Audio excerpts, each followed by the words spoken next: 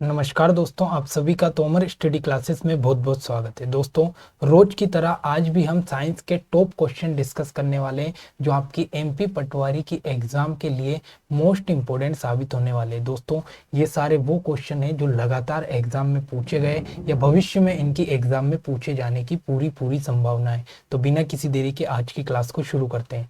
सबसे पहला क्वेश्चन आपके सामने आता है कि किस पौधे में बीज होता है लेकिन फल नहीं होता है। मोस्ट इंपोर्टेंट क्वेश्चन है कि वो कौन सा पौधा है जिसमें बीज तो होता है लेकिन फल नहीं होता है। तो याद रखना है, जो साइकस का पौधा है, इस साइकस के पौधे का बीज तो होता है लेकिन इसमें फल नहीं आता है। अगला क्वेश्चन है कि किस पौधे का फल भूमि के नीचे पाया जाता है। इंपॉर्टेंट क्वेश्चन है, बहुत ही इजी क्वेश्चन है, लेकिन ये क्वेश्चन एग्जाम में पूछा गया है कि किस पौधे का फल भूमि के नीचे पाया जाता है। तो याद रखना है, जो मूंगफली है, ये मूंगफली का जो फल है ये भूमि के नीचे पाया जाता है। अब यहाँ पर आपको ये सोच रहे होंगे कि गाजर भी भूमि के नीचे पाई जाती है, लेकिन याद रखना है, जो गाजर है ये एक प्रकार की क्या है, तो ये जड़ है।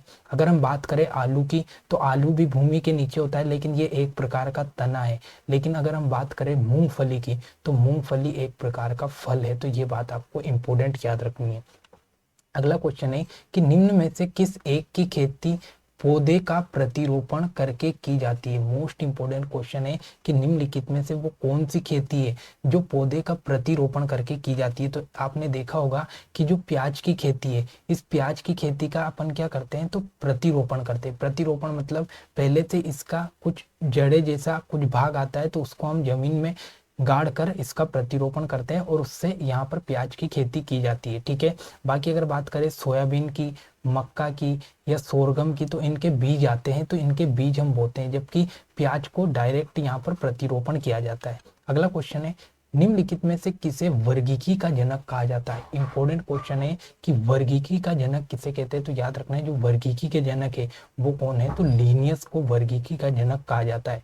Option number D most important question है कि वर्गीकी के जनक कौन है, तो वर्गीकी के जनक है आपके लीनियस साहब। अगला क्वेश्चन है कि आम का वनस्पतिक नाम क्या है। इंपोर्टेंट क्वेश्चन है दोस्तों, जब भी आप एग्जाम देने जाओ तो एक बार सभी फल के वनस्पतिक नाम याद करके जरूर जाना। कुछ इंपोर्टेंट फल और कुछ इंपोर्टेंट आपकी फसल है, उनके वनस्पतिक नाम से क्वेश्चन पूछे जाते हैं। तो याद रखना, जो आपका आम है इसका वनस्पतिक नाम क्या है, तो मैग्नीफेरा इंडिका। मोस्ट इंपोर्टेंट नाम है मैग्नीफेरा इंडिका, आपके जो आम है इसका वनस्पतिक नाम है। अगला क्वेश्चन कि दलहन पौधे संबंधित है। मोस्ट इंपोर्टेंट क्वेश्चन है कि जो दलहनी पौधे होते हैं वो कौन से कुल के होते हैं। तो याद रखना है, ये क्वेश्चन एग्जाम में पूछा है, तो याद रखना है, जो दलहनी पौधे जितने भी है वो लेग्यूमिनेसी कुल के अंतर्गत आते हैं। मोस्ट इंपोर्टेंट क्वेश्चन है, हर पौधे का एक अलग अलग कुल होता है, लेकिन जो दलहनी पौधे हैं, ये दलहनी पौधे का कुल कौन सा है, तो ये है आपका लेग्यूमिनेसी। मोस्ट इंपोर्टेंट क्वेश्चन यहाँ से पूछा जाता है। अगला क्वेश्चन, चाय के पौधे का वनस्पतिक नाम क्या है। यहाँ पर एक और वनस्पतिक नाम आया चाय के पौधे का। तो याद रखना, जो चाय का पौधा है इसका वनस्पतिक नाम है थियासाइनेसिन्स। थियासाइनेसिन्स मोस्ट इंपोर्टेंट क्वेश्चन है, चाय के पौधे का वनस्पतिक नाम क्या है, तो थियासाइनेसिन्स। ठीक है। अगला क्वेश्चन है कि पौधे के किस भाग से कॉफी प्राप्त होती है। अब आपको ये बताना है कि पौधे का वो कौन सा भाग है जिससे कॉफी प्राप्त होती है। याद रखना है, पौधे का जो जड़ी भाग है उस जड़ वाले भाग से आपको क्या प्राप्त होती है, तो कॉफी प्राप्त होती है। अगला क्वेश्चन, विटामिन सी का सबसे अच्छा स्रोत कौन सा है। मोस्ट इंपोर्टेंट क्वेश्चन है कि याद रखना है, जो विटामिन सी है, विटामिन सी की कमी से कौन सा रोग होता है, तो स्कर्वी रोग होता है। ठीक है। अगर बात करें विटामिन सी का सबसे अच्छा स्रोत कौन सा है, तो वो है आपका आंवला। अगर हम बात करें विटामिन सी की, तो विटामिन सी किसमें पाया जाता है, खट्टे फलों में। खट्टे फलों में पाया जाता है, तो यहाँ पर खट्टे फल नींबू भी है, संतरा भी है, लेकिन सबसे अच्छा स्रोत जो माना गया वो कौन सा है, तो वो आंवला है। लेकिन विटामिन सी खट्टे, जो खट्टे आपके फल होते हैं उसमें पाया जाता है, लेकिन सबसे अच्छा स्रोत पूछे तो आपको आंवला ही लगाना है। ठीक है। अगला क्वेश्चन है कि तंबाकू की पत्तियों में होता है। इंपॉर्टेंट क्वेश्चन है कि जो तंबाकू की पत्तियां होती है उसमें क्या होता है, तो याद रखना है, आप सभी को पता है कि तंबाकू जो होता है उसमें निकोटीन पाया जाता है। इंपॉर्टेंट है, और इसी निकोटीन के कारण आपको नशा होता है। ठीक है। तो तंबाकू की पत्तियों में क्या पाया जाता है, तो निकोटीन पाया जाता है। अगला, भारत की प्रमुख धान्य फसल कौन सी है। इंपॉर्टेंट क्वेश्चन है कि भारत की जो धान वाली फसल है वो कौन सी है, तो नाम से स्पष्ट है, तो चावल भारत की प्रमुख धान्य फसल है। ठीक है। अगला क्वेश्चन है कि दालें किसका एक अच्छा स्रोत है। मोस्ट इंपोर्टेंट क्वेश्चन है कि दालों में क्या पाया जाता है, तो याद रखना है जो दालों में क्या पाया जाता है, तो इसमें प्रोटीन पाया जाता है। इंपोर्टेंट क्वेश्चन है, दालों में क्या पाया जाता है, तो प्रोटीन पाया जाता है। मोस्ट इंपोर्टेंट क्वेश्चन है, ठीक है। अगला क्वेश्चन, किस वनस्पति खाद्य में अधिक प्रोटीन होता है। इंपोर्टेंट क्वेश्चन है कि निम्नलिखित में से सबसे ज्यादा प्रोटीन किस में पाया जाता है, तो आप सभी को पता है कि सोयाबीन में सबसे ज्यादा प्रोटीन पाया जाता है। इंपोर्टेंट क्वेश्चन है कि निम्नलिखित खाद्य में सबसे ज्यादा प्रोटीन किस में, तो आप सभी को पता है कि सोयाबीन में सबसे ज्यादा प्रोटीन पाया जाता है, ठीक है। अगला क्वेश्चन है कि निम्नलिखित में से कौन सी फसल मृदा को नाइट्रोजन से भरपूर कर देती है। मोस्ट इंपोर्टेंट क्वेश्चन, स्टार लगाकर लिख लेना कि वो कौन सी फसल है जिसको उगाने से जो मृदा या मिट्टी होती है उसमें नाइट्रोजन की मात्रा बढ़ जाती है। तो याद रखना है वो कौन सी फसल है, तो वो मटर की फसल है। Most important question, option number C मटर। मटर का अगर आप बोओगे तो मटर की फसल के कारण जो आपकी मिट्टी है उसमें नाइट्रोजन की मात्रा बढ़ जाती है। अगला क्वेश्चन, दालचीनी पेड़ के किस भाग से प्राप्त होती है। मोस्ट इंपोर्टेंट क्वेश्चन है कि जो दालचीनी है ये पेड़ के कौन से भाग से प्राप्त होती है, तो याद रखना है जो दालचीनी है ये पेड़ की जो छाल होती है उस छाल से प्राप्त होती है। आपने जब आपके घर में खड़े मसाले आप लाते हो तो इसमें एक पेड़ की छाल जैसा आता है, तो उसे हम बोलते हैं दालचीनी। और ये कहाँ से प्राप्त होती है, तो पेड़ की छाल से प्राप्त होती है। अगला, तारपीन का तेल किससे प्राप्त होता है। इंपोर्टेंट क्वेश्चन है कि जो तारपीन का तेल है ये किससे प्राप्त होता है, तो याद रखना है ये चीड़ नामक वृक्ष से प्राप्त होता है। इंपोर्टेंट क्वेश्चन है और एग्जाम में पूछा गया है कि तारपीन का तेल किससे प्राप्त होता है, तो चीड़ नामक वृक्ष से प्राप्त होता है। अगला क्वेश्चन, पौधे में जल का परिवहन किसके द्वारा होता है। इंपोर्टेंट क्वेश्चन है कि जो आपका पौधा है इसमें जो जल है ये जल का परिवहन किसके द्वारा होता है, तो याद रखना है जो पौधा है उसमें जल का जो परिवहन होता है ये जाइलम के द्वारा होता है। इंपोर्टेंट क्वेश्चन है, तो पौधे के एक भाग से दूसरे भाग तक जो जल है वो कौन पहुंचाता है, तो जाइलम पहुंचाता है। अगला, पत्तियों की हरिमहीनता किसकी कमी से होती है। मोस्ट इंपोर्टेंट क्वेश्चन है कि जो पत्तियों का हरा रंग है ये किसके कारण होता है, तो ये मैग्नीशियम के कारण होता है। अगर मैग्नीशियम की कमी हो गई तो यहाँ पर पत्तियों का रंग हरा नहीं रहेगा। अगला क्वेश्चन आपके सामने कि वाष्पोत्सर्जन मापी यंत्र कौन सा है। मोस्ट इंपोर्टेंट क्वेश्चन है कि वाष्पोत्सर्जन मापी यंत्र कौन सा है, और ये क्वेश्चन एग्जाम में पूछा गया, तो याद रखना है जो वाष्पोत्सर्जन मापी यंत्र है वो कौन सा है, तो वो है आपका पोटोमीटर। इंपोर्टेंट नाम याद रखना है, पोटोमीटर से क्या नापा जाता है, तो वाष्पोत्सर्जन की दर मापी जाती है। अगला क्वेश्चन, प्रकाश संश्लेषण की क्रिया में निम्नलिखित में से कौन आवश्यक है। मोस्ट इंपोर्टेंट क्वेश्चन है कि जो प्रकाश संश्लेषण की क्रिया है उसमें क्या क्या आवश्यकता पड़ती है। तो सबसे पहले प्रकाश संश्लेषण की क्रिया में प्रकाश की आवश्यकता तो आपको पड़ेगी ही है। फिर बात आती है क्लोरोफिल, तो पत्तियों में क्लोरोफिल पाया जाता है तो इसकी भी आवश्यकता पड़ेगी। और कार्बन डाइऑक्साइड, तो कार्बन डाइऑक्साइड की उपस्थिति में ही प्रकाश संश्लेषण होता है। तो मतलब इन सब चीजों की आवश्यकता आपको प्रकाश संश्लेषण की क्रिया में जरूरत होती है। तो ऑप्शन नंबर डी इसका राइट आंसर है।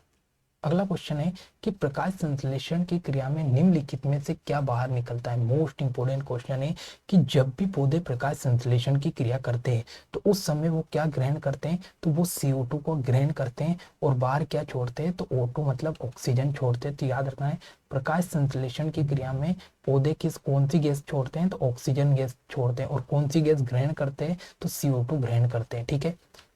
अगला, श्वसन मापन यंत्र क्या कहलाता है। मोस्ट इंपोर्टेंट कि वो यंत्र जो श्वसन का मापन करता है उसे हम क्या कहते हैं, तो उसे कहते हैं रेस्पिरोमीटर। मोस्ट इंपोर्टेंट नाम है।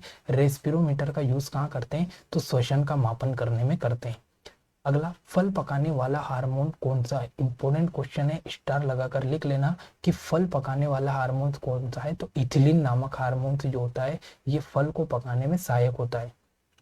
अगला क्वेश्चन, वह यंत्र जिसके द्वारा तने की वृद्धि दर सही रूप में नापी जाती है। मोस्ट इंपोर्टेंट कि वो कौन सा यंत्र है जिसके द्वारा जो तना है वो कितनी वृद्धि कर रहा है ये मापा जा सकता है। तो याद रखना है उसका नाम है ऑक्जेनोमीटर। मोस्ट इंपोर्टेंट नाम है ऑक्जेनोमीटर, आपको बताता है कि तना कितनी वृद्धि कर रहा है। अगला, पेड़ों की पत्तियों में पाए जाने वाला हरा पदार्थ क्या कहलाता है। तो आप सभी को पता है कि जो पेड़ों की पत्ती है उसमें जो हरा पदार्थ पाया जाता है उसे हम क्या बोलते हैं, तो उसे क्लोरोफिल या हरित लवक बोलते हैं। क्लोरोफिल या हरित लवक।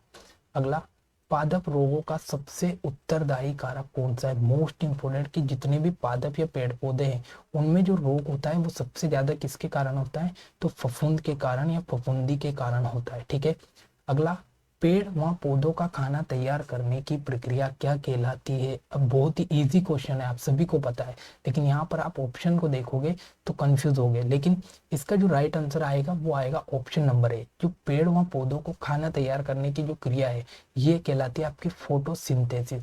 और फोटोसिंथेसिस को ही हिंदी में क्या बोलते हैं? तो प्रकाश संश्लेषण की क्रिया बोलते हैं। तो याद रखना है, प्रकाश संश्लेषण की क्रिया या फोटोसिंथेसिस दोनों एक ही है।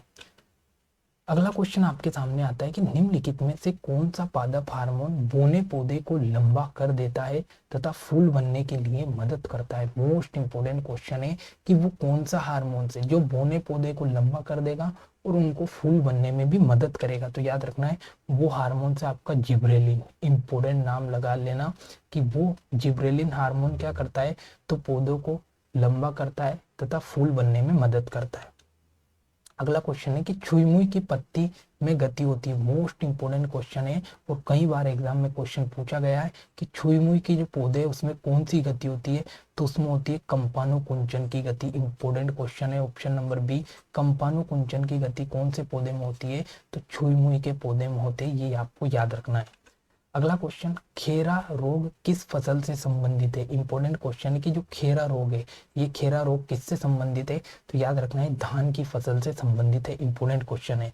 अगला क्वेश्चन, पादपों में बना खाद्य पदार्थ पौधे के विभिन्न अंगों में किसके द्वारा पहुंचता है? मोस्ट इंपोर्टेंट क्वेश्चन है कि जो पेड़ पौधे हैं उसमें जो भोजन है वो भोजन पेड़ों के सभी जो भाग है उसमें कौन पहुंचाता है? तो याद रखना है, वो पहुंचाता है आपका फ्लोएम। मोस्ट इंपोर्टेंट क्वेश्चन है। तो याद रखना है, जो फ्लोएम है ये क्या करता है?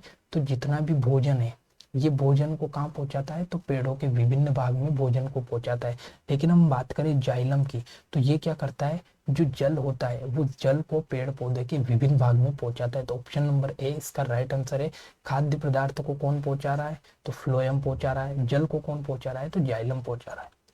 अगला, डेसिबल किसे नापने के लिए प्रयोग में लाया जाता है? इंपॉर्टेंट क्वेश्चन है कि डेसिबल जो है ये किसे नापने के लिए प्रयोग में लाया जाता है? तो याद रखना है, जो वातावरण में जितनी भी ध्वनि है या ध्वनि को नापने वाला जो यंत्र है वो क्या कहलाता है? तो डेसिबल कहलाता है। अगला क्वेश्चन है कि वंशागति के अध्ययन से संबंधित जीव विज्ञान की शाखा कौन सी है? मोस्ट इंपोर्टेंट क्वेश्चन है कि वंशागति से संबंधित जो जीव विज्ञान की शाखा है वो कौन सी है? तो अनुवांशिकी है। इंपोर्टेंट क्वेश्चन है, ठीक है। और अनुवांशिकी के जनक कौन है? तो मेंडल, ग्रेगर जॉन मेंडल को आप अनुवांशिकी के जनक है। अगला क्वेश्चन है कि निम्नलिखित में से किसे अनुवांशिकी का पिता कहा जाता है? तो अभी मैंने नाम बताया कि जो मेंडल है इन्हें अनुवांशिकी का जनक या पिता कहा जाता है। अगला, जीन शब्द का प्रतिपादन किसने किया? मोस्ट इंपोर्टेंट क्वेश्चन है कि जो जीन नामक शब्द है वो किसने दिया? तो याद रखना ये दिया जोहानसन ने। मोस्ट इंपोर्टेंट नाम है, जीन शब्द किसके द्वारा दिया गया? तो जोहानसन के द्वारा दिया गया।